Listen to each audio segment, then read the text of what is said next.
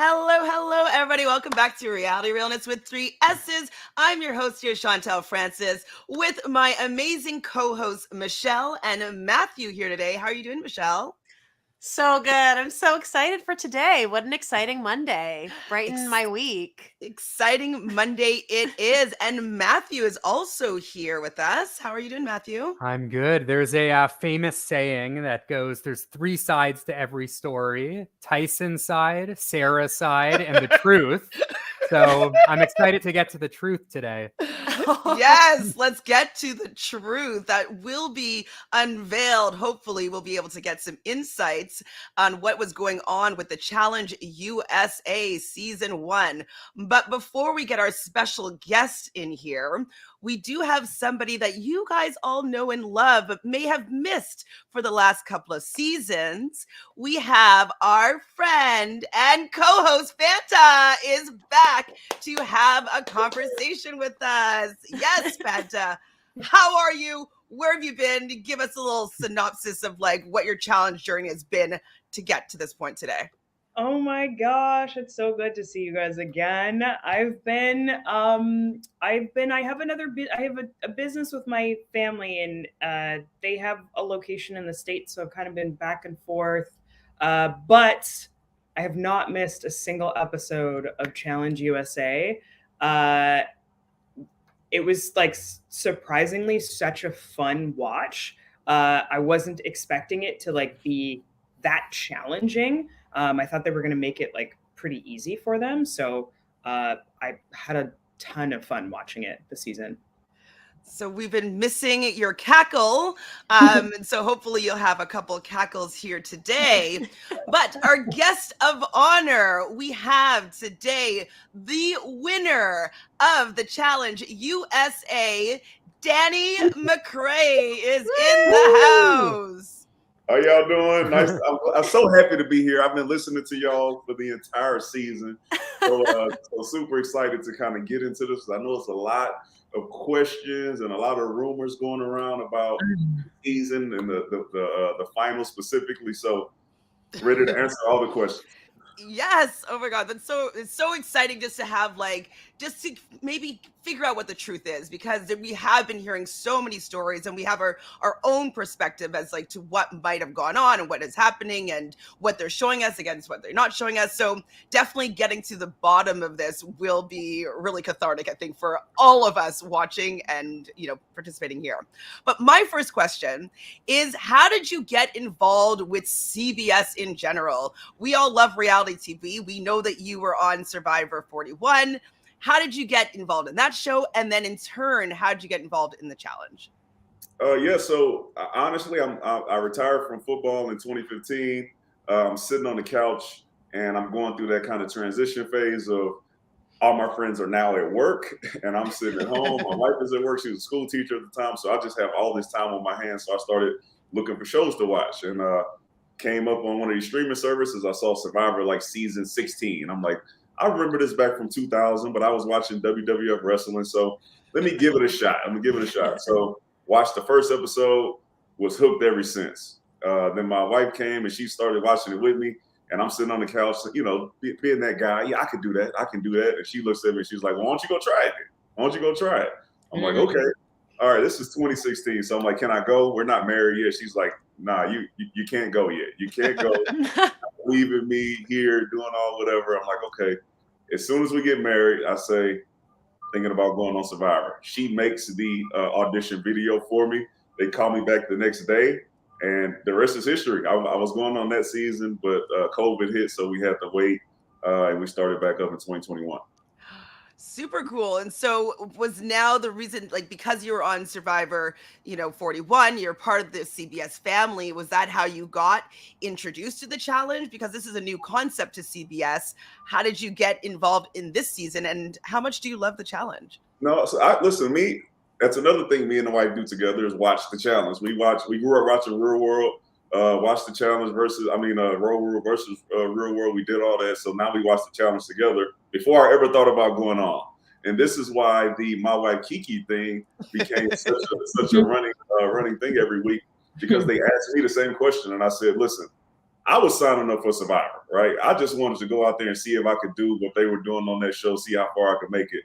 And the agreement that I made with my wife was, hey, can I go on Survivor? She said, yes, you can go on Survivor, but I've been seeing people from Survivor on the challenge. My dream is the challenge. So if I say yes to Survivor and the challenge calls, you have to go. Ah, So I love that's how that came about. And they asked me, so then after that, they were like, so since Kiki watches the show, then what would Kiki say in this moment? And it just,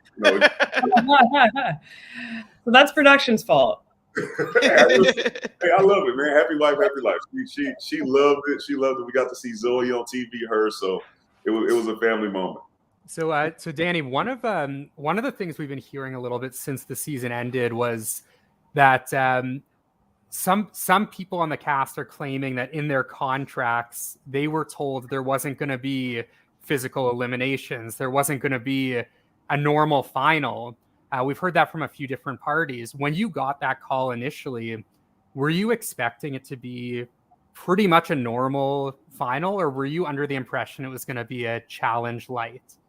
No, I expected the final to be the same. I did ask the question about hall brawls and seeing how physical it was going to be because, contrary to popular belief, I don't want to get in there and be running about football either. Like, I don't have anything to gain from it, but everybody has something to gain from like winning against the NFL player, right? So I'm like, listen, I played football for 6 years. I made it through without getting seriously injured. I'm not looking forward to going in here with some people who are trying to prove a point against me. And they're like, yeah, it's not going to be like that. We don't plan on having anything like that in the challenge. So they did say it. I'm not sure if it was in the contract or not. And I'm pretty sure that people didn't like go in and read every line, but we were told, I was told that wouldn't be in the challenge. But the final, we didn't even talk about the final. I just assumed that we were going to make it there and that was going to be a normal final like we are used to seeing on the challenge. And so, well, speaking of Kiki and the challenge, would it ever be possible for you to both be playing on a Bloodlines type season? Like, is that something that you guys talked about, thought about? Would you say yes? What are your feelings there? Listen, it wouldn't be soon just because we have the 2-year-old. So having both parents away for an extended period of time is rough. My wife is not accustomed to it. She talked about Ibiza. We left for 4 days, and on day 4, she was ready to catch a flight back. I'm not sure how soon it will happen, but I'm up for it. It just depends on what the situation looks like with Zoe. I would love to see that. How was it seeing TJ in person? Were you starstruck? Or who were you more starstruck for? Jeff Probst or TJ Lavin? I would say TJ Lavin, just because TJ Lavin is a sports guy. I remember like growing up playing Tony Hawk and being into BMX and doing all that stuff. So it's like, it's a guy who I've been seeing since I was younger. Jeff, I didn't watch Survivor until till 2015. So wasn't really like, I gotta go meet Jeff Probst. But seeing TJ there, it was just a little different just because of the sports connection. So now that you've played both, you played Survivor, you played the challenge, do you feel like the challenge, you're like, this is where I fit? Would you ever go back to Survivor? Survivors, no, just because I know I sound like a broken record with this, but the hourglass twist ruined my back going on Survivor. It was an amazing experience. I think I got what I needed out of it. I had a moment of clarity out there, so I'm thankful to Survivor, but probably never going back. I think the challenge is more fitting for me. Maybe a little bit more physical. Like, I know they said it was like no hall brawls and stuff, but we've seen like physical eliminations that didn't involve you running into each other, right? They're like bungeeing people together and seeing who can reach the pole and stuff like that. So I think there are more physical ways to implement some of the challenges that have been on MTV. I think that is more fitting for me. Not that much. One thing I've been saying basically the whole season, I'm a huge football fan myself, and one thing I've been saying all season is, if you get Danny into a physical elimination, this is what he made a living doing. He's going to destroy anyone, whether it's on the CBS or MTV version. I know you mentioned that you don't necessarily want to be doing that. You don't want to see a CT or a Fessy in a hall brawl, but if you were to see them, you would kick their ass, right? Two things. Okay. Listen, I never said I didn't want to see anybody in the hall brawl.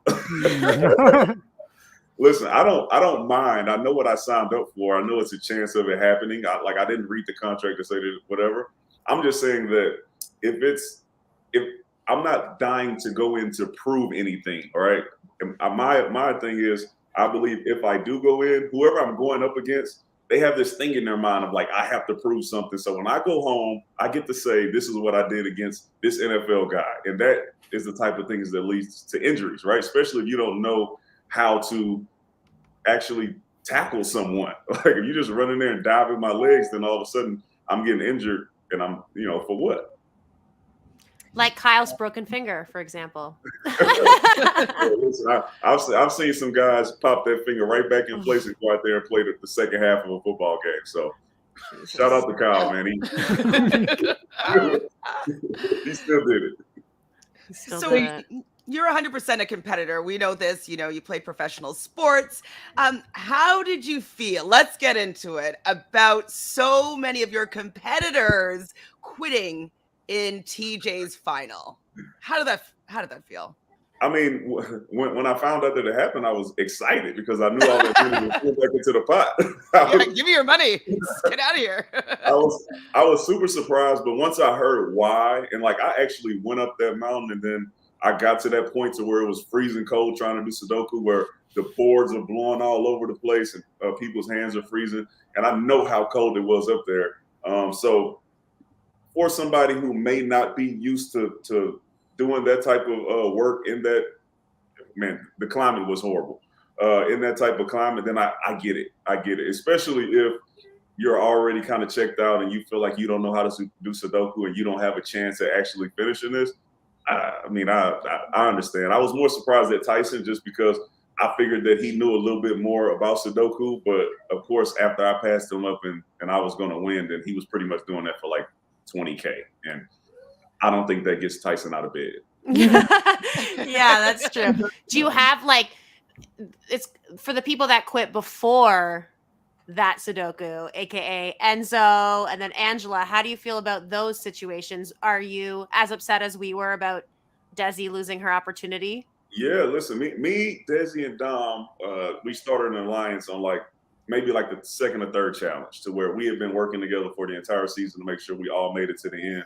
So the celebration that we had once we found out that we made it, up until her then being eliminated 3 minutes into the final, I was upset. I'm sitting there and I'm like, if I could have, I would have probably cursed Enzo out, just because I'm like, hey, bro, you know what you're doing here. We've done these multiple swimming challenges. If you had anything in your mind saying that you were going to quit, you should have just let David win. Don't go ahead and waste somebody else's time. But then also the game in me says, hey, listen, I got cash out because I was scared of something like that happening to me. The women were trying to get Enzo out when they could, but he just found a way to win those eliminations. Oh, it must have been so frustrating because as a viewer, I was like, couldn't they just bring David back? Is he already back home? Bring him back on. We've definitely seen them bring players in the final hour. Or why didn't they maybe pair up Desi with the solo female? Because that would have been an interesting way to kind of solve the problem with, unfortunately, Ben not being able to compete. So were these things talked about or an option? Why did they happen? No, I think after TJ said it at the beginning of the final, when he said, hey, if your partner's out, you're out, I think that was pretty much it. I wasn't surprised about it, just because we had seen this in previous seasons. I think the most recent one was it Tech and Ayana on All Stars, and then we seen it with Casey and Fessy. When one of them was out, the other one was out. So I wasn't surprised. I just don't think we've seen it happen so early to where we're like, it hasn't started yet. He has a life jacket on. I'm like, you could just float, anything. But I guess the water was really cold. No, it wasn't that it was cold, because we had the wetsuits on, so it was cold, but it wasn't unbearable. The waves were unlike anything that I had ever swam in before. I don't like swim in open water. I go to the beach every once in a while. But as we were getting on that platform, you could see how shaky it was. We're looking at the boats that have the cameras on there, and it takes them about 5 minutes to get those situated, because they they're about to run into each other because the waves are so rugged. So when we hop off, even Sarah will tell you, she had a panic mode, and she wasn't as accustomed to swimming as she was. She probably would have been in the same situation as Enzo to like, maybe I'm not going to make it through this swim. It was some rough waves. So Danny, there was a theme of the season was the pre-existing relationship. So we saw what unfolded with the cookout. We obviously saw Tyson, Sarah, and Ben had some bad blood coming into the season. Was there anyone on the cast when you showed up to the compound that you recognized that you had met before? Any relationships coming into the game? No, I think my previous relationship was with Shan. I think so. Right. I ended up voting Shan. We were in an alliance. I ended up voting her out on a truly a miscommunication or somebody kind of spilling some beans that they shouldn't have. And then afterwards, we had kind of gone back and forth on a couple podcasts where she may have said some things, and then I had to go try to correct her. So we hadn't talked before we had gotten onto the show. So when I got there, our relationship was rocky, to say the least. And, within like a few days, we were able to figure it out. So it didn't end up being one of those like Sarah and Ben's or Sarah and Tyson's or the cookout type of situations. We actually became friends and tried to work together. And then, sorry, go ahead. All three of us at the same time. In regards to your strategy then, the edit showed that you kind of hung back a little bit more. Was that intentional? Did you really were you just kind of I'm just gonna kind of go there and feel it out, or did you kind of have a game plan? Is that kind of a strategy you feel like you're gonna just kind of continue to use moving forward? Yeah, I think opposite of Survivor, once you get on the challenge and you find out that it's partners, it's easier for then a guy like me to not have to do all of the extra to form alliances, because most of the people are saying, hey, that's an NFL guy. If we're going to partner with somebody, we want it to be him. Then also, that's an NFL guy. If we throw him into elimination, and he's more likely to come back, and then we have to face that. So I don't have to do all of the things that I was trying to do on Survivor with making these alliances and make sure we were making these big moves to try to vote each other out, to get voted in to win the game. So I was able to kind of sit back, but we had a Survivor alliance, and then we had another alliance in the Survivor alliance where it was me, Tasha, Dom, Shan, and Desi. And then within that alliance, we also had me, Desi, and Dom. So we had a lot of stuff going on. I had Cinco and Xavier, who I was cool with.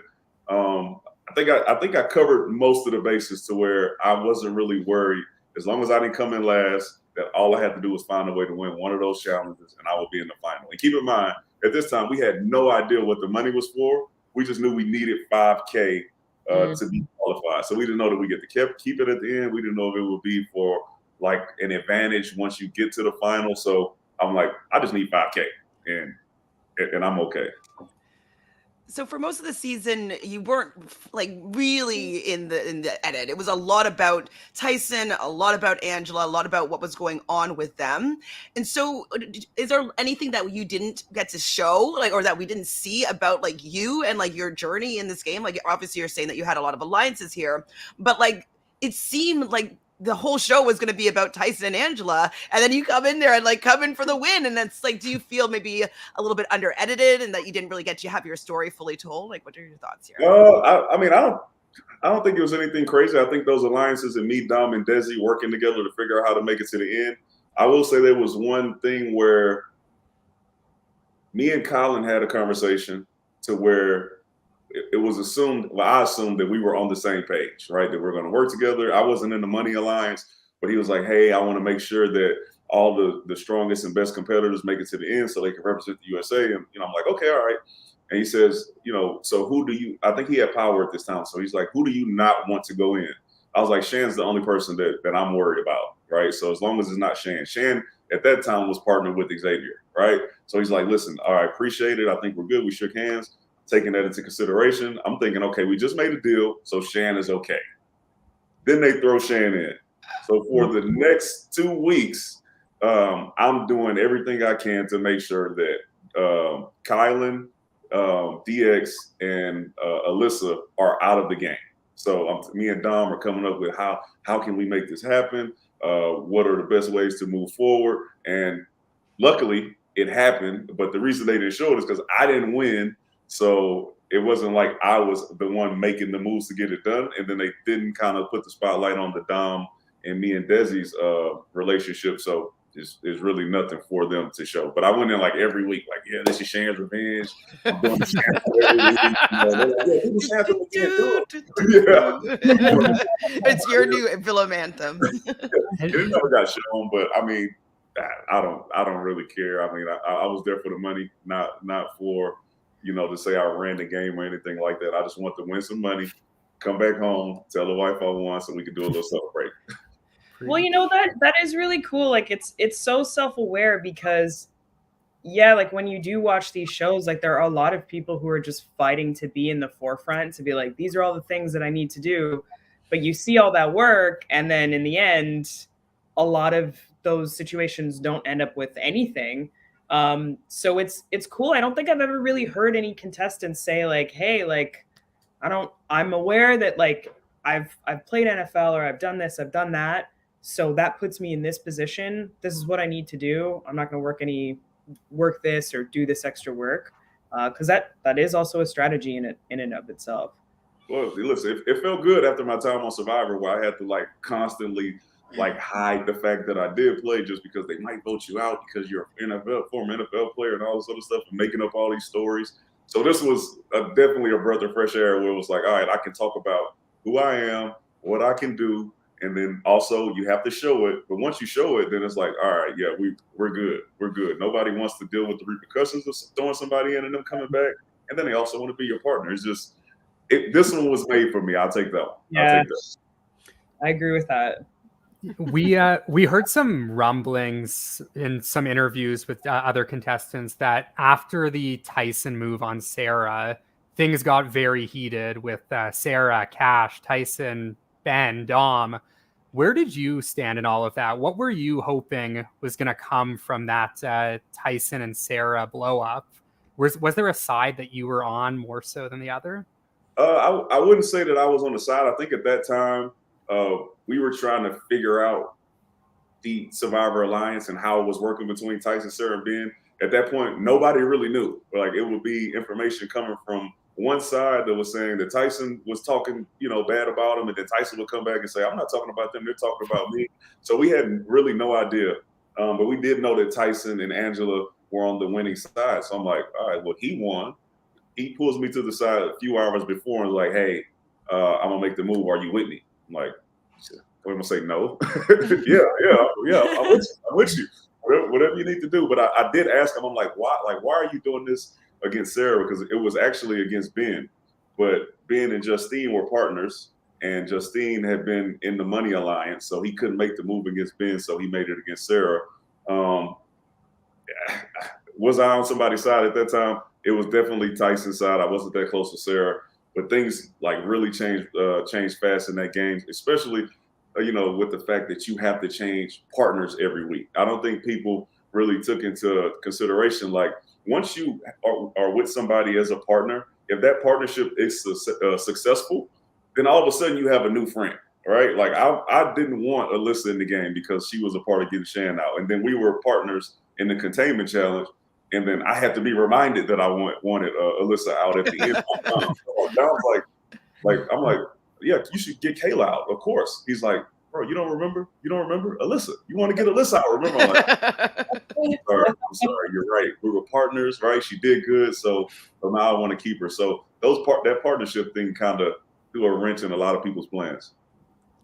Did you like that? Did you like that it was changing? At first I didn't, but it did make the game a little bit more interesting, because now you have to sit up there, as the names are going down, right? You're like, okay, who do I have? Who haven't I had? Do I want them now so I can get it out of the way? Wait, if I get them now, is this going to be a swimming challenge and they can't swim? It makes everything way more intense. And then when you finally get it, like, everybody has these moments to where everybody spreads out. You go find out your partner's strength. You find out their weaknesses, how to talk to them. And then all of a sudden you guys make this bond, right? And then it goes good. And then you see these people, they're all of a sudden cool. Like Ben and Justine are cool. They weren't talking before they were partners, but now they're cool in the game and outside of the game. So I think I enjoyed it just because I came from a team sport. And also I didn't get stuff like Cinco. Partner. I'm not seeing on the Super Challenge. I would be speaking much differently if I was Cinco in that moment. Oh, for sure. Well, how did you actually feel about the algorithm? A lot of people said algorithm. Did you trust in it? Did you believe that it was completely random? Like, what are your thoughts there, if you're allowed to say? No, listen, I knew where I was at. I knew I was on a TV show, and I knew they had put a lot of people together who had history, some good, some bad. So the best way for them to get some of that stuff out is, put this algorithm in there. Tell them it's random. And then you put Cass and Cinco together. It's random. I think what happened, though, was a lot of it didn't work how they expected. Like, they expected, I assume, Cinco and Cash to, like, butt heads and not be able to work together. But they actually got a lot closer for that one challenge that they were together, like, from where they were at the beginning, not speaking to each other, then having to work to each other after working together. After that, they became much closer, and you didn't really see any Cinco and Cash drama, right? So, people were bonding and they were making it happen. You also didn't see people arguing with each other when it went bad, for the most part. I think maybe Dom and Cash are the only two. Ooh, what happened there? Why was it so bad? Why was it so bad? Because we're just like, it actually made me, like most of us, think a little bit differently about Dom, because we were super fans of Dom from his season of Survivor, and then this part of his partnership with Cashay, it made me not that big a fan of his anymore. So what went on that we missed? Listen, because I'm closer with Dom, I can only tell you, the side that he was giving me, and it was when they were trying to decide like who's going to get on the balance beam, right, and who's going to run. It was like they were going back and forth, and Dom's like, I can run. I know I don't look like I can, whatever. And Cash's like, no, I want to do it. And then they start running after they decide. They start running, and then Cash is like, man, I'm so glad that I'm on a balance beam. So Dom's like, this girl thinks she knows what she's talking about. We go back and forth and argue about this, and now she says, XYZ. And then they get to the partnership, and then it just kept leaking on from there, right? Dom's the older guy. He's got like that father type thing of like, listen, we just argued the last time, so I think I know what I'm talking about. Just let me take control of it. And then it bites him in the butt because he doesn't plug the hole. That were you dying watching him not plug the hole? Like, no, we didn't. I didn't know the rule because they told them about plugging the hole when they like take them to the back to like explain the ins and outs of the challenge and tell them how to do it. TJ didn't say it. They told them that when they were away from us. So I'm like, okay, they're fine. Right? He got all the pieces. All they have to do is stack. And then later on, I found out that he almost blew the challenge. I think their personalities just didn't match. And I'll say this: Cash was trying to play the game. Okay, she was trying to play the game a little bit. Even when I was about to vote her in to go into elimination, I remember she walked up to me and was like, "Hey, I just want to let you know, like, you need to work on your social game. You're letting these people use you, right? People are using you. You need to." I was like, Cash, what are you talking about? Like, you're actually about to go in. This is not the conversation that we need to be having right now. You should be telling me why you shouldn't go in, not telling me why my social game is not good, because I think I'm doing all right. But personalities just didn't mix. I still think Dom's great. Me and Dom are still friends. I think most of the women in the house still love him. But I can see it. What you guys saw on that edit, because it looked bad. He texted me, was like, bro, they eat me up, man.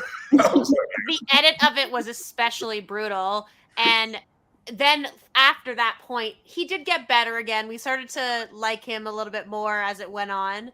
But with Sarah's edit, how much of it was accurate? How much of it would you say is accurate to her journey? And how much of it do you think was them painting it in the most villainous light possible just to have more dynamics? Do you know what I mean?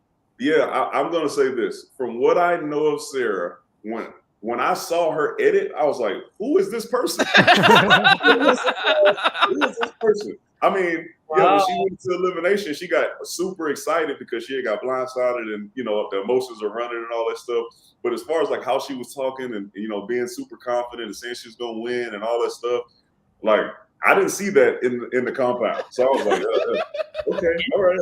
I guess that's what was going on. But Sarah, in person, this is my first time meeting Sarah when we first got into the compound.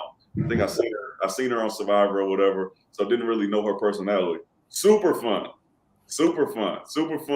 Conversation is great, very, very deep in like what she wants to do. She has goals for like other things she wants to do outside of being a police officer and all that stuff. So conversation always flowed. And then when I saw her on her edit, I was like, was I bamboozled? But she is super confident in her abilities, right? And then everybody's also in the house hyping her up. Hey, Sarah, we're scared of you. Sarah, we don't want to go against Sarah. So of course it kind of, it probably got into that edit a little bit as well. Well, we always need a villain. Like we're always starved for a villain, I guess. Yeah, she was good. What did she bite off again? Listen, she'll tell the story one day again, but what I've learned is it was a cobra head. It's an inside thing between her and Enzo, but it's much better to be thought of as a turkey leg for the head. Like it's much more interesting. Shout out to Tyson, because if they said cobra head, it would not have been as funny as it was. Thinking it was a turkey. The memes that they were showing, they were all. She took it on the chin. She's fine with it. She laughed about it too. Yeah, I listened to a couple of like Tyson's podcasts. He was saying that of all the people in the house, in the compound, you and him had the same style of humor and laughed at a lot of the same things. And we got like one or two moments between you, but I wish we had gotten a little bit more of your friendship and kind of rapport, because I feel like it seemed like you guys were not really connected that much from the edit. Yeah. Yeah. I did think that was a little weird, because I had never met Tyson. Funny story. Okay, so me, I think I just got called about going on a TV show, and people are saying, "Hey, listen, I think Tyson's going to be on there." And I'm like, "All right, let me go look, whatever." So I'm on Twitter, and Tyson, maybe like 2 weeks before, messaged me on Twitter and asked me to come do his podcast, right? And at this time, I'm hearing that he's going to be on the show, and the date that he asked me to come on is after we leave to go on the show. So I'm like, is this dude filling me out? Like, is he trying to see if I'm going to say, like, let's start an alliance, I'm going on the show or whatever? So I'm like, yeah, I'll do your podcast, because I don't want to give anything away. And then he messages me right before we leave and was like, hey, not going to be able to do it, whatever. It could have been me who messaged him, but whatever. So we do that. So then we get on the show and I see him and I'm like, bro, like you sent me a message. Were you gonna stand me up on this podcast or whatever? And he was like, nah, you gonna stand me up. So we kind of joked about that. But as we're like walking into the compound, we're just like shooting these jokes at each other, just back and forth. Like he says he's 6'3". I'm like, bro, you probably 6'2.5". Don't lie to these people. You're trying to seem taller so you can be better. And literally, it was me and him cutting jokes for 6 weeks out there. So very strange that they didn't show any of that. But yeah. I would have been obsessed with that. Like, so fun. Yeah. So, I mean, look, I got a friend out of a lot of people on the show. Me and Tyson are cool.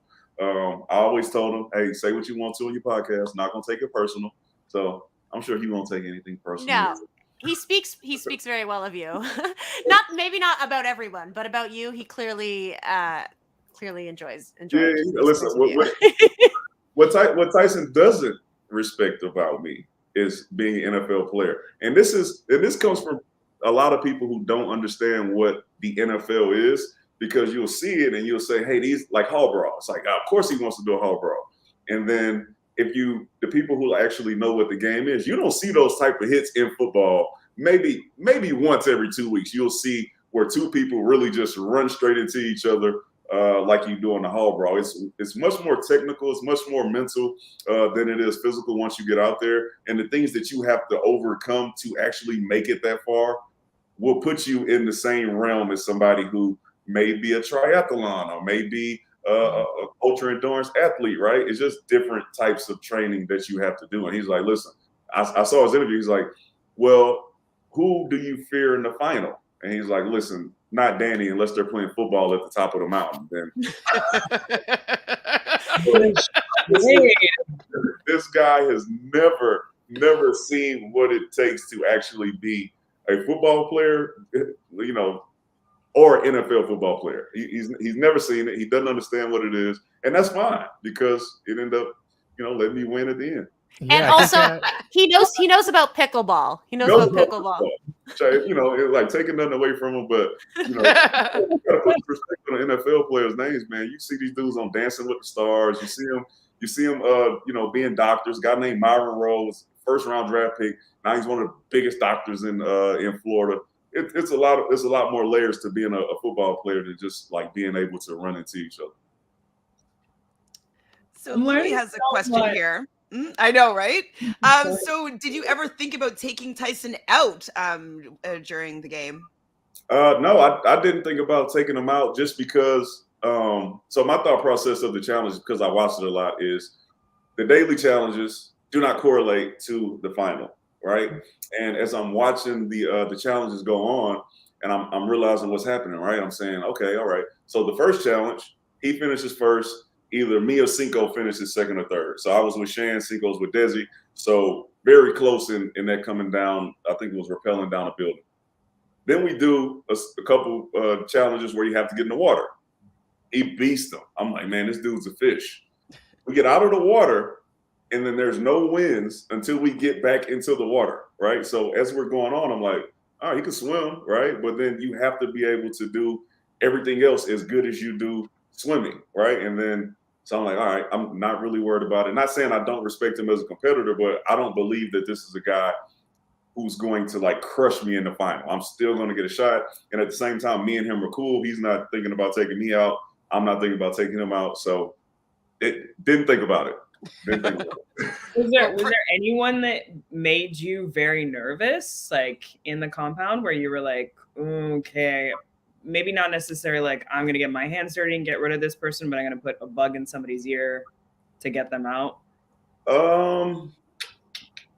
Not really. I think when the whole Ben and Sarah thing was going on, it got a little strange because Ben would come tell me one thing, and then I would go check with Sarah, and Sarah would say it wasn't said.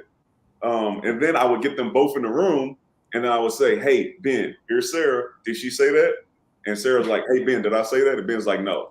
I'm like, whoa. What are we talking about? What are we talking about? I don't want to be involved. Don't want to be involved. You know what? If I get the shot, I might need to take you out because now you're involving me in this, and my whole game is mind the business that pays you. If it doesn't have anything to do with you, then stay out of it. And now you're putting me in mess that I don't need to be in. And at that time, it's like 5 weeks in. I'm like going crazy, and I'm like, man, can I trust Ben? Can I trust Sarah? I have no idea what's going on. The best way to get this over with is to get one of them out of the game. But never really put any pedal to the metal on that one. It was just like in moments I was like, Ben is gonna drive me crazy. But you have like such a level head about everything. Like did you watch a lot, like you said you were going crazy. Did you watch a lot of people like really start to get squirrely and like think things were happening that weren't, like get really paranoid? Yeah, like listen, everybody thinks that everybody is talking about them when everybody separates. The only people that probably didn't, I think Cinco could feel comfortable not believing that anybody was talking about him because people know the challenge is like, what are you going to do with Cinco in an elimination? I think Xavier may have felt the same at one point to where he thought he could go in and he could beat anybody because his physical ability, D1 basketball player, is above most of the people in the compound. So I don't think any of those were worried about being thrown in, and neither was I. I would say this: Derek X surprised me to where I would put him in like the top 3 or 4 guys at one point. When we did the Yeah Boy challenge, he killed it. Didn't get tired. Went up the ladder quick. He was helping Tasha get up the ladder, and that may be the only reason they didn't win because they were taking so long to make sure that they did that second jump. And then him and Cayla get into the barrel treasure challenge, and they are killing everybody. I don't care what Tyson says. I don't think that he would have got there before them, no matter who his partner was. If he was swimming alone, then yes. But there were no 2 people who were beating Derek X and Cayla back and forth. Cayla's lifeguard or whatever, so she can swim really well, and Derek X, I had no idea he could swim that good. As I'm throwing out the thing, I'm like, man, this dude is like 60 yards ahead of me. So he was doing really well. I hope they bring him back. I'd like to see him have another chance. Yeah, he's probably the funniest dude I've met. Like just straight funny all day. Never a dull moment with Derek X. Are you watching him and Claire on The Amazing Race? I have not. That's one show that I haven't gotten into. Me too. You and Kiki are definitely going to be asked to run that race. Like, it's like no doubt in my mind they're going to be calling you up soon. Like the thing that gets me locked into the show is like overcoming and physical, competition, seeing stress and strain, those type of things. And I watched, I think, one episode of Amazing Race 2 seasons ago, and it was the first one. See, I was like, what am I doing? They had to run in a restaurant, and they had people that were dressed like the king and the queen, and they had to get an envelope and go. Forrest and the queen, yeah. I was like, and that was the last time I watched it. Nothing against it. It just doesn't really draw me in like it draws other people in. I feel that. I feel that. One thing I thought was super interesting about this season was you had the Survivor and Big Brother, the Big Brother and Survivor cast, and they're very strategic, a little bit more physical. But then you have these Love Island people that, with all due respect, were seemingly just there to have fun. Was that difficult to navigate for the more strategic players? Was that really how they were acting in there, that it was just a kind of vacation, or were they maybe more strategic than we saw on screen? I'm not sure how strategic they were. I don't think they were just there to have fun, though. They were there to play the game. They were trying to figure out where they fit in. I know Kyra and Justine and Cash were trying to figure out which way they should go because they know that they were a block of 3 or 4. I know they weren't working with the men, so they were aware of like, hey, these dudes are messing with us. We need to find other people to go see if we can get attached to make sure that the numbers are in our favor. So I think they did. I think they did pretty well. Now, when it was time to go out to the club, yeah, they partied, they danced, they drank, they had a good time, and we actually needed that because the age range for this cast was like 45 all the way down to maybe like 24. So the 40-year-olds and the upper 30s are like sitting there drinking wine at the table like we're at a restaurant. Sorry. Is that The Amazing Race calling you? So they're sitting down, like we're at dinner, and then you have the group of the Love Island girls, and they're like partying for real. And then as it started to dwindle down, the nights out weren't as fun, which is probably why you didn't see them as much, right? Because when the Love Island girls were there, they were making sure it was a good time and all that stuff. And then, it was like a sit-down dinner as the numbers got a little low. Did anyone try to pick up the Love Islanders as a number for their alliances? Was that ever a consideration for yourself, Dom, and Desi? I think so. Shan was attempting to get the Love Island girls to come over with me, her, Tasha, Dom, and Desi. She wanted Kyra. Me and Justine were bunkmates, so me and Justine were already cool. But she ended up getting voted out, so it didn't really work out. And I'm not really sure how much they trusted Shan. I think Shan brought in her personality from Survivor 41, where people saw it and they're like, I'm not really sure. And if you meet Shan in person, I'm telling you, the most lovely, bright, positive person that you've ever met in your life, so much to where it could seem like it's not as authentic because they just saw the season where she was, treating people and getting their advantages and all the other stuff. So I think people were a little standoffish to know if she was really being honest with them and really want to work with them, which is unfortunate because she really did want to make a connection with some of those girls, and it just didn't work out, and she didn't have the time because she got blindsided. And she's one of the most entertaining people to watch on these types of shows, and she grew on me on your season of Survivor. At first, I was not Shan stan. I was like, I can't. And then as it went on, I was obsessed with the drama. So, do you think we'll see her back? Ooh, you know what? I'm not sure. Survivor, yes. I believe that if she gets the shot to go back on Survivor, which she absolutely should, I believe she will do that. I'm not sure about the challenge. I'm not sure how she felt about her experience on there, but she is a Survivor fan, and she definitely needs another shot to go out there and try to win that $1 million. I feel like Shan could do the challenge again. She just needs like a couple seasons to like cool off. Like Bananas and I think West have talked about that before in the past, where they just need to do like a couple cool off seasons so that people just kind of forget. I think like the Survivor to the challenge transition was like maybe a bit too quick for her. The theme song sent her over the edge, of course. It's pretty much back to back. We did Survivor, and then we watched the season, and then I know I got the call the day after the final. So It was literally watching doing the season, experiencing everything that went on, then having to watch it play back, having to try to process that, then also having to process, should I go on the challenge?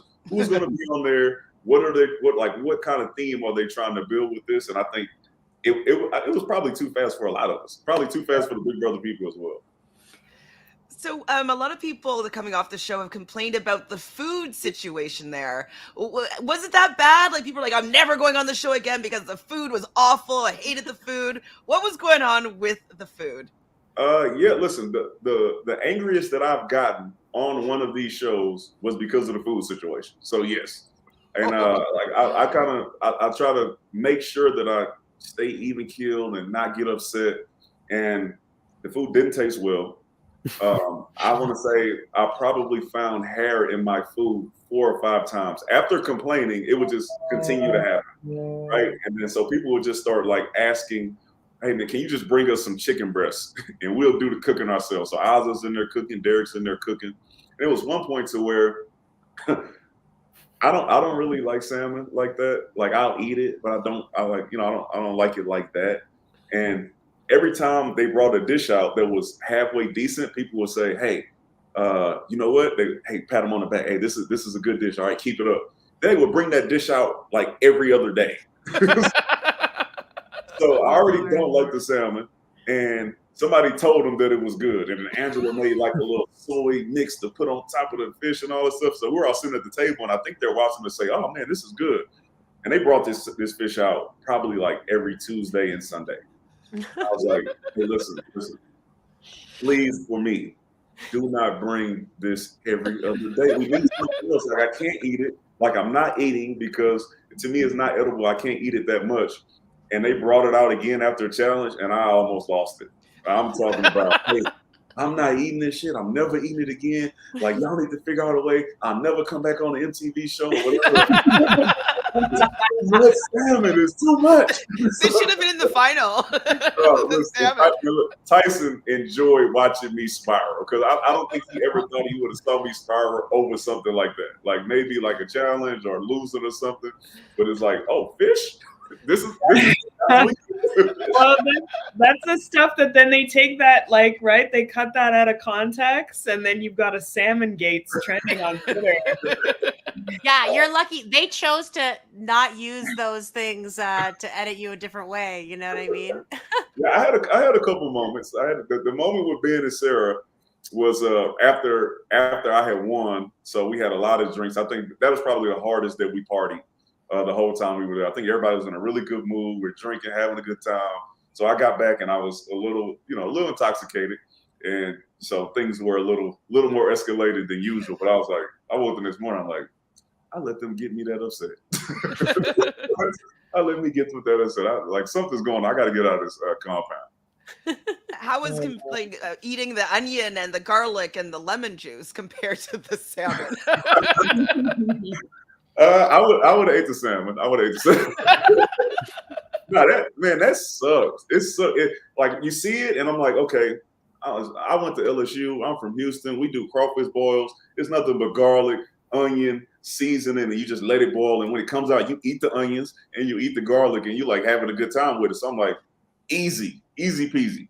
And you sit down and you realize it's elephant garlic. So it's not just regular clove, like the small cloves. It's this huge garlic. Take the first one. I'm like, this how I'm gonna do it. I'm gonna take it like a pill. I'm gonna put it in my mouth. I'm gonna drink the lemon juice. I'm gonna swallow it.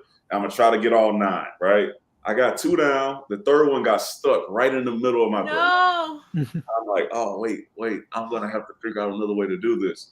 So I'm cutting the garlic in half now, so I can like chew it and then try to do it again. And they come and take the knife and the fork. They take it away from us. They're like, nah, we're not gonna let y'all do it this way. So now you gotta like bite into it, chew it up, and then figure out a way to get it down. And then the onion, yeah, I don't. Wow. I'm talking about taste buds burning. Your nose is like running, like everything is your body. It was more of like the reaction that your body was having to eating that stuff than the taste of it, right? So it was horrible. It tastes horrible. It burned your taste buds. But the way that your body reacted to having all of that go into it was probably the worst. Did Dom actually shit his pants in the tent? No, pissed his pants. Oh, just pissed his pants. He was saying, because we got all those clothes on, and I was getting up in the middle of the night to go. So another funny story. So I'm out. So we're doing the challenge, and finally we all get to go to sleep. And it's raining outside the entire night. It's freezing, winds blowing, the tent's going all over the place. And it's hard to get a comfortable spot because there's so much water inside the tent. So when you get your comfortable spot, you're like, I got to stay here. Well, we've been drinking water and electrolytes all night. So you got to get up and you got to go use the bathroom. Well, the last time I go use the bathroom, I get up, I go to the back of the tent. And when I finish, I turn around and I see TJ and all the production coming, right? And it looks like a SWAT team, right? You're like, all right, they're in the field. They're going to go, get a victim or something, whatever. So I'm walking back and I'm like, I get in the tent. I'm like, hey, y'all got to get up. They on the way. It's over. It's over. And then you see TJ like open it up like, oh, you guys stink. And what he's smelling is like a full day of work and sweat. He's smelling onions and garlic. And then the field that we're walking through is like a grazing field, right? So it's like cow and horse manure all over the place. So he's also smelling all of the manure that we've been stepping in the whole night and going in and out of the tent. So I'm sure it was a pretty bad smell in there. Oh God, terrible. Since we're talking about the final again, what really went down with Angela? Because I just don't feel like she would have been a quitter if she knew all the rules or wasn't expecting to maybe time out. Like, it just seems like it was a little bit unfair from our perspective as to like what went down there. And we've seen in the past TJ coming out and being like, hey, like, you don't want to quit. Like, do you really want to do this? And like has a conversation. So where is the miscommunication that happened here? Because it really sucked to see Angela go out like that when I just feel like if she knew all the rules, she would have wanted to stay. Yeah, I want to start this off by saying that I love Angela. Angela's great. Angela actually, I twisted my ankle during the final and didn't think I was going to be able to continue, and she wrapped it for me, right? So me and Angela were also cool in the game. So I want to make sure I say all that. And then I want to say this, okay? The rules said you have to move the dirt from the pole, and then you have to put this dirt in the box. You have to reveal a code, and then once you have that code, you have to memorize it. And then you have to move the dirt from the pit back to the pole. You have to do this because you need that has to be your ladder to then reach the lock box at the top of the pole, unlock it to get the Sudoku pieces. It says you cannot move on unless you have these pieces. It actually said the 2 black bags, right? So the fact that she wasn't able to get the Sudoku, well, we didn't know there were Sudoku pieces at the time, but now if you don't have the Sudoku pieces, you're not going to be able to finish the final. But I felt that it was clear in saying that you're not going to be able to move on if you do not have these bags. So I know that Tyson has said that they allow people to time out after Dom and Sarah went. And I would disagree with that. I would say that that Dom and Sarah moved all of their dirt back, right? And I was asleep at the time. So they moved all their dirt back. Production went in, I believe, and had a conversation to see if Dom and Sarah were okay with them saying, okay, you only have to move enough dirt back to reach your puzzle pieces to unlock the code, and then you can be done with it. So when I woke up, Justine was like, hey, listen, all we got to do is have enough dirt to move to make sure that we can get our pieces from the pole. So I go out, and I'm like, my hands are freezing. I can't really move them. I get to the top of the thing and I can't put the code into the lock. And I look to the right and Tyson's already asleep. Angela's asleep, of course, and then Sarah and Dom are in the tent. And I'm like, hey man, me and Justine out there. I'm like, hey man, like everybody's done. Like, can I just go in? And he looks at me and he says, you need to finish this. And I'm like, oh yeah, Angela's in trouble. And I don't know what they told her when she actually stopped the challenge, but a bunch of cameras ran over there to her. They talked to her for like 5 minutes. And then they also interview all of us afterwards as well. Like, so what do you think about Angela's decision? Do you think this is going to come back to bite her? Do you think this? Do you think that? So in my mind, I'm like, there had to be maybe not clear to where, hey man, if you don't do this, then you're probably gonna get disqualified. But it's like, hey, are you sure you want to do this? Like, you really need to finish this. Are you sure you want to do this? So as far as it being fair, I've never seen anybody time out of the overnight challenge or be able to do that on the overnight portion. Yeah. Right. Always have to do the overnight portion no matter what. I've seen people be able to time out on puzzles, and I've never seen people be able to time out on eating challenges, I believe. I could be wrong, just from what I remember. Overnight portions are pretty much mandatory, and then the eating portions have been pretty much mandatory, and then puzzles have been a little different based on if it's like a time challenge or points. I think a problem that a lot of fans had with the final was the legs of the final where the women were running on their own were very different in terms of the difficulty. All due respect to Sarah, hers was a swimming challenge with a puzzle at the end that could have been completed by one person, whereas Justine and Angela had very difficult solo challenges to do. And then another inconsistency was Justine, the rules for that leg that we saw at least were memorize the numbers, run to the checkpoint. If you get the numbers wrong, you have to go back to the start. We saw Justine finish in last, and we didn't see her put the numbers into the puzzle, but she never had to go back, and she just got last place. So there was an inconsistency there. Why do you think that was, that she didn't have to go back and redo it? She got last place. I know you alluded to you can time out of non-overnight challenges, but why have in the rules then that you have to go back to the start if you don't complete it? Yeah, so with Justine, one, she was way in last at that point, so she had done all the work, and she didn't.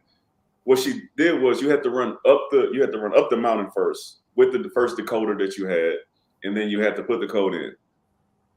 Then so when you finish with that decoder and you had to go back down the mountain, you had to pick up another decoder off of a tree and then go down the mountain. Well, she forgot to grab the second decoder before she came down. So she had all her numbers correct. And then when she got down, they realized, one, everybody was done, and that she would have to run all the way back up there to get it and then put them back. So they did let her time out. The thing that I thought was consistent with the final was that on the first challenge, Dom and Angela were able to time out. They were able to time out only because everybody else had completed the challenge.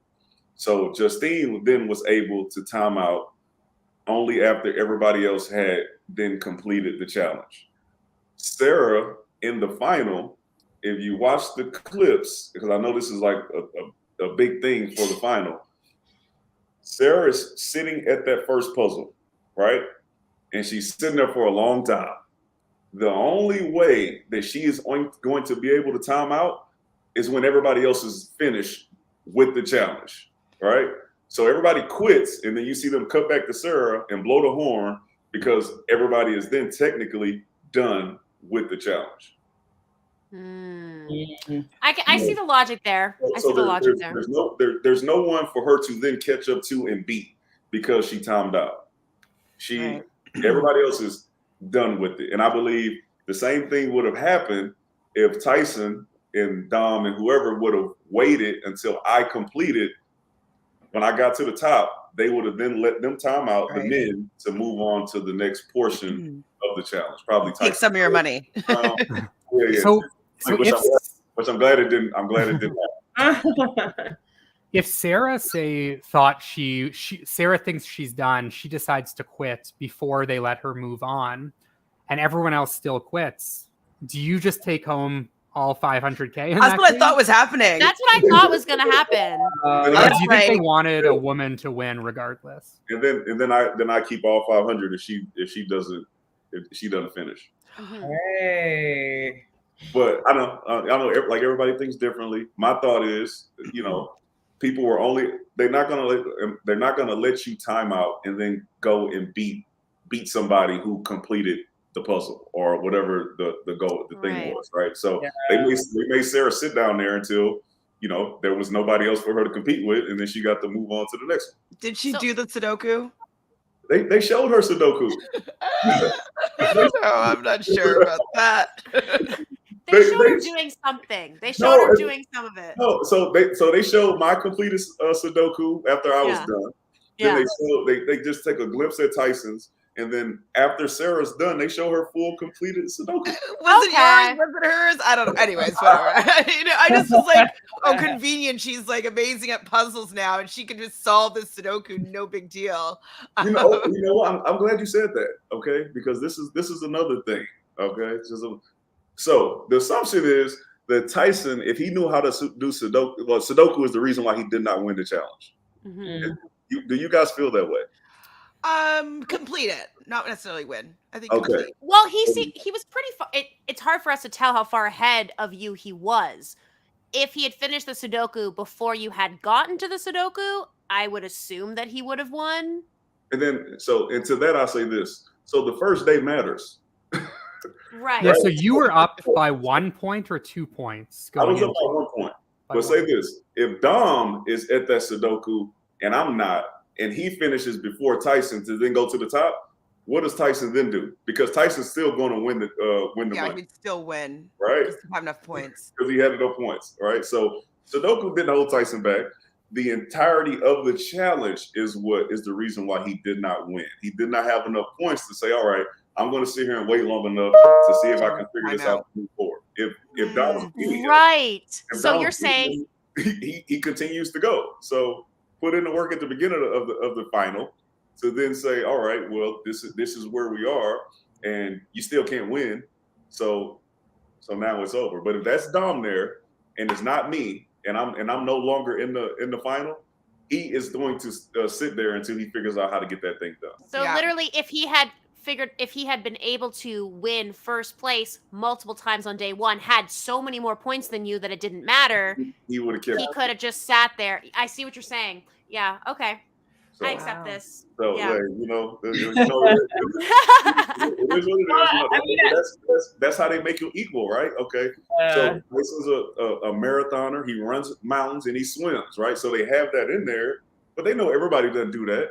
So if you don't make a Ironman race, then Tyson, let him. Of course he's gonna win, but they have to figure out a way to then make it equal, and that's what it was. Well, that was the thing. I was actually with all, and I love Tyson, but like with all the talk like throughout the entire season, I was shocked. Like I was laid out that he didn't know the rules to Sudoku. I'm horrible at it, but I was like, what? Like this is not real. Like I can't believe.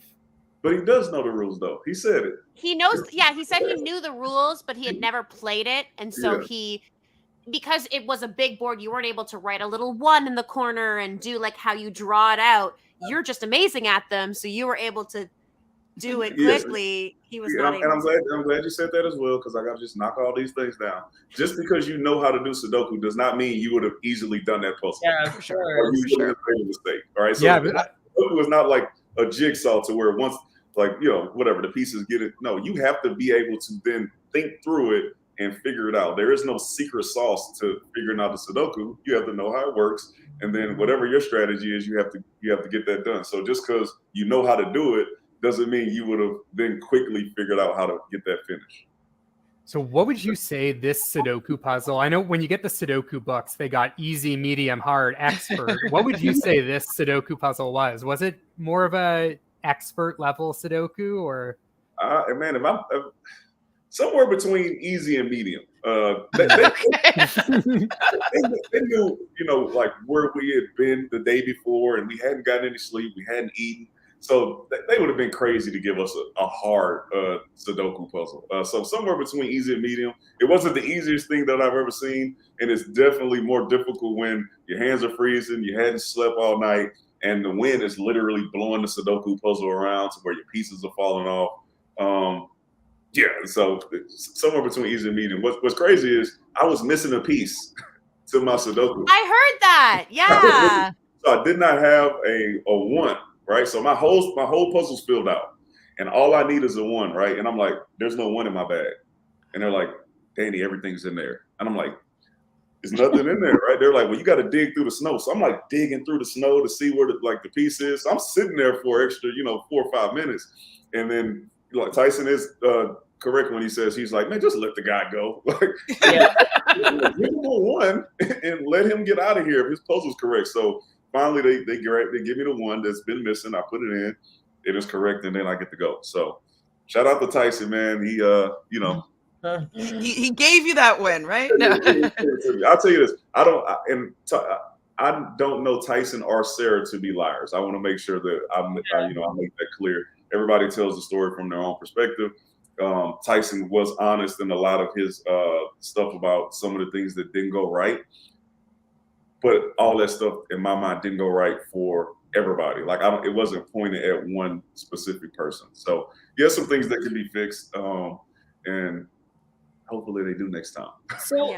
So I mean, maybe you've already answered this before. Maybe this has already been addressed, but I would say that this is one of the wins, and not directly having to do with you specifically, that has been like the most polarizing in the challenge community. Like people doing interviews, there's been articles. So like, how has that made you feel? Because like on one hand, like it's amazing. It's no small feat to win a challenge, especially the first time that you've played.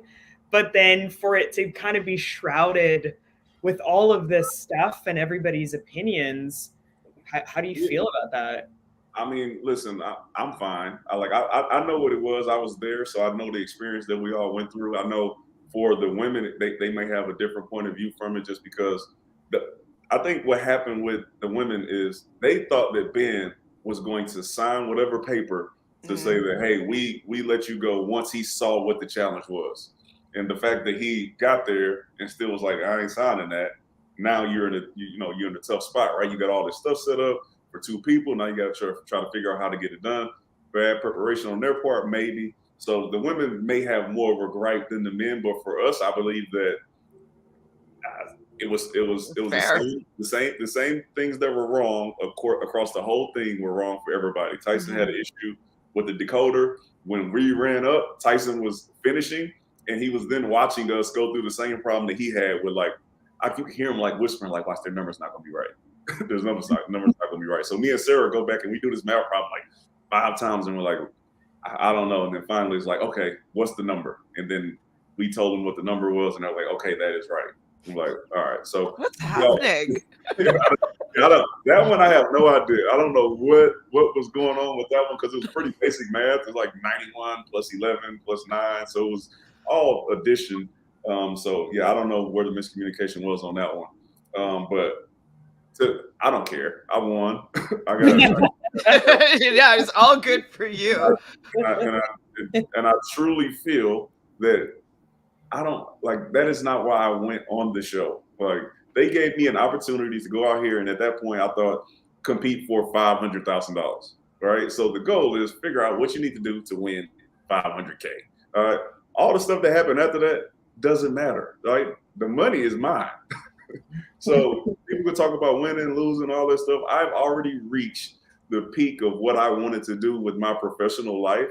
Now it's the challenge and Survivor, and taking nothing away from that, but I still put my NFL career leaps and bounds, ahead of like the challenge or Survivor, and that's just me because that's what I grew up doing. Right? And everybody may not feel that way, but that is where I am. So shout out to the challenge. I'll do it again, and it won't be flashy. There won't be any of that, and you just know that I'm going on there to figure out whatever the easiest way for me to get the dub.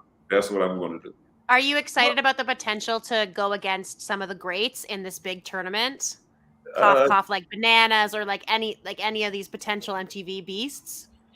I wouldn't say excited. I think it'll be fun. I just don't know what the challenges will be, right? We all watched the MTV portion of it, and take out Hall Brawl. So take out Hall Brawl, and then just the rest of the stuff that's more physical versus what we did on the CBS challenge.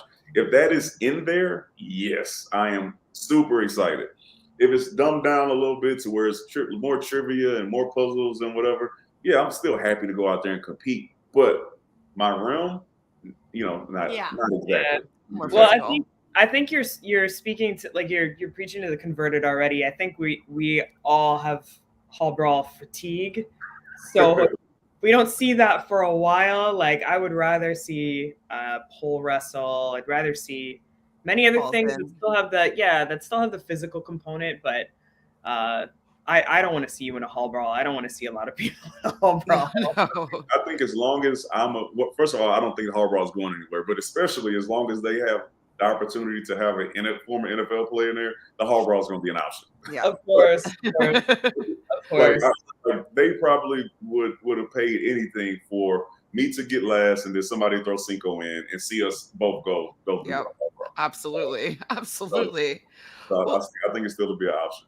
Well, speaking of this tournament of champions, do you and Sarah have a game plan as to like how you guys are going to tackle this next season to bring the win home to the USA?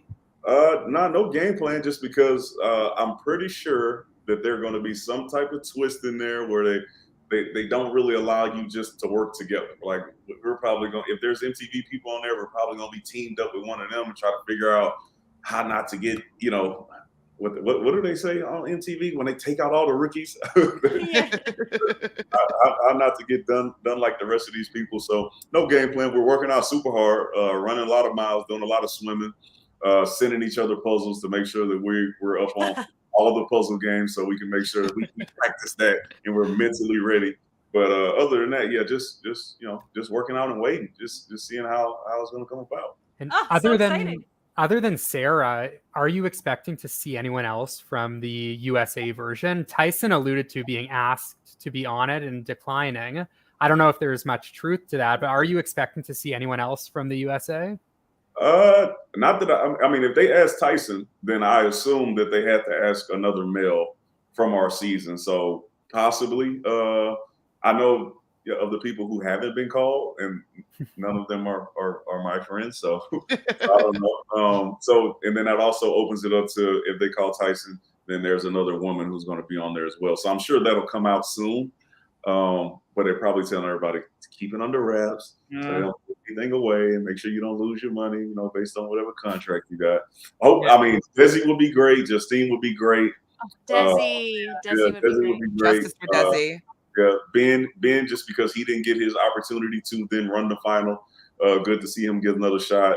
And I love Cinco and X, so would love to see them on as well. How about Enzo? Hey, listen, Enzo is a great guy. He's great around the house. A lot of laughing, a lot of jokes. Dude, you just sit down and talk to him and make the day go by a little faster. But he just, water is not his thing. Water is not his thing, and he's not scared to tell you that. But no, I don't want to see him be able to hop on there and quit on another water challenge, because that we're going to be in that type of water again. It's happening. Well, I know that you do have football probably on the brain right now. So maybe, is there anything else that you wanted to share with us that we didn't see, that we need to know, that like you have to kind of share with us before we kind of close this out? Yeah, okay. Okay. So I've said me, Dom, and Desi have been in an alliance the entire time. I did not throw Desi away when Angela brought that plan to make sure that it was the Survivor men and the Survivor women, XYZ or whatever. So she brought that plan to one. I was already cool with Angela. So me and Dom are sitting there, and she comes with the plan to make sure that they're protected. At the time, when you look at the game, you say, okay, me, Dom, and Desi are trying to get to the end. This plan really helps Dom, right? Nobody's throwing Desi in. She's connected all over the house, right? She's cool with Tyson. She's cool with all the Fab Five. And I feel like I'm in a good position to not then be thrown in, because now we're in single elimination, and we just saw a hall brawl. So everybody's assuming like, nah, you don't want to see Danny in that. If we do, he might come back. Dom is the one where people may take a chance on throwing him in. And you see that the next episode where people are like, yeah, go ahead, do Dom, right? So they're like, hey, you want to tell Desi? And I'm looking over, they're on the other side of the courtyard, and I see Desi, and I see Cash, and I see Sarah. And anybody who watched my season of Survivor, that I told Shan that it was time to vote Ricard out. Mm-hmm. Shan and Liana have some type of conversation to where they decide they're going to stick together over me and Deshaun, blows up all of our game. And I'm like, not happening again. Right? So yes, Angela, Desi's off limits. Desi's off limits. I'll tell her myself later. Don't even worry about it. Just so happens the next challenge is sabotage, so you don't really get a shot. And it was sitting on the boat right before that. And then if you look on the camera, I'm sitting there with Angela and Alyssa when they make the Fab Five toast. And I'm supposed to tell Desi, hey, me, Angela, and you and Alyssa, we're all good. Don't worry about it. I'm like, oh, what should I do? So we go through, me and Desi win. You couldn't have wrote this any better. Like, this, like within 2 days, all of this comes about. Me and Desi win, and we literally go through all day of like, who is it going to be? I'm like, I'm throwing in cash. She can't swim. We got to be able to get out. Desi, let's do the safe thing. We said we only need to make it to the end. And she's kind of worried about Angela. And I'm like, listen, we're not climbing on side of trucks. We're not doing any of that. Like, none of this is correlated to the final. You can beat her. Don't worry about it. So we finally decide we're going to put Cash in. Desi says, let's go tell Cash. I say, I'm going to go take a shower. We'll tell her after I get out the shower. I come back, and Desi has a look on her face like she just said something to Cash. And now they want to then turn around and go throw someone else in. So I'm like, this isn't going to work for me. I don't know how we're going to do this. We've already told everybody in the alliance, Tyson, Dom, everybody. We've been telling them all day that we're good. So I think everybody was going through this thing of like, how would a disagreement work? And I've seen past challenges. So I'm like, most likely, so Desi's not bringing her clothes, right? So they're not going to make her go into elimination. What may happen is Sarah will then have the opportunity to pick whoever she wants to go against. So as we're walking out, I'm telling Desi, listen, I'm not trying to bombard you, right? If you want to have a disagreement, that's fine. Me and you are still going to be good. It's only about us making it to the end. And she's like, no. You're right. I see why you want to do this. Let's just stick together. Let's get it done. Never threw under the bus. Never thought that if we disagree, she was going to go in. It was just like, hey, listen, we do disagree. TJ's going to say it. And then everybody's going to know that, Sarah, if you really want to, then you can then call Angela in. But I'm not going to tell anybody that. Right. That makes sense. And Desi wanted the path of least resistance with that too. Yeah, we all did. Yeah. Her and Dom's thing was, listen, however we have to get to the end, let's get to the end. Sometimes he wanted to go for the big move. He did his big move against Kyland. He wanted to do his big move against Angela, where they stood up there when they were teams and we were still in the team portion of the game. He was gonna like tell her that he was on board, and he was like, Danny, what do you think if I tell her that we're on board, but I have my gear on underneath, right? I got my gear on underneath, and as we're sitting under there, and TJ says, Dom, who do you want? Then I tell him that I want to go against somebody that she won't put in. And then I pull off my shirt like I'm Superman. I'm like, well, if you don't want to, then me and you are going in. I'm ready to do that. I'm like, Dom, don't do this, please. It would have been good, though. Yeah. Good TV. Yeah, it would have been good TV, but he didn't do it, so that ended up working. But yeah, just want to clear it up. No, Desi was my with Shan, and then when Shan left, Desi was my number one girl. Dom was always my number one guy, and we made it all the way to the end of the game. I will say this: we've been successful with. If you're in my alliance, we make it to the end. Okay, me and Deshaun. True. Deshaun on Survivor made it all the way to the end of the game. I went out first, but he's final three, and the same thing. All three of us made it. Boo, Enzo. Ruining Desi's shot. Well, thank you so much, Danny, for being here. Like, this has been really fun. Honestly, I could talk to you forever, and like we have a gazillion more questions we could probably come up with, but we know that you have other things probably on the brain. So, hey, Danny, how would Tony Romo do on the challenge? Oh, Tony would. You know what? Tony is one of those guys to where if you didn't know he's Tony Romo, he's just walking down the street. You would not peg him as a football player. You wouldn't peg him as an NFL quarterback. You definitely wouldn't say that this guy won Mr. Basketball when he was in high school for his team, right? But he's one of those guys, kind of like Tyson, to where he can do some of those weird things really well. Probably good at puzzles if he plays NFL quarterback. He's in good enough shape to compete, probably can swim. So I actually think he'll do pretty well. And he's a very good talker. If you watch any of the broadcasts, yeah. Tony Romo can talk, and he just draws you in and makes you want to be his friend. So I think he'd be pretty damn good at it, but it would cost them, you know, $20 million just to get him on. After you went on Survivor and now the Challenge, any of your NFL friends kind of get that itch to do reality TV as well? They think I'm crazy. Hey, man, why are you out here risking your life? Okay, you did this for 6 years. You're fine, whatever. Why are you out here risking your life doing this? I'm like, bro, y'all play golf. I do this. That's true. That's true. We all need our thing. That's it.